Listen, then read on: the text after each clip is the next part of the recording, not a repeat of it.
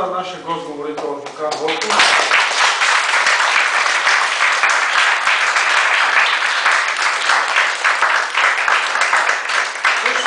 Също така бих искал да отбележа нещо, което е важно за университета, нещо, което се случи съвсем наскоро.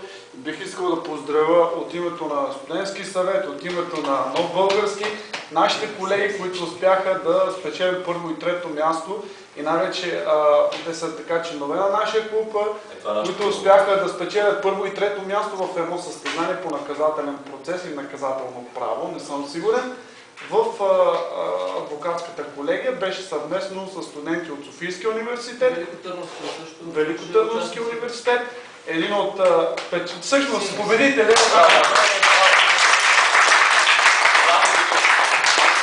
И трето място успя да завоюва нашата колежка Надежда Христоскова, която в момента я няма, но наистина гордеем се с вас. Благодаря ви. До нови срещи! Само, може би трябва да кажеш как става снимка да си направим. Една снимка да си направим.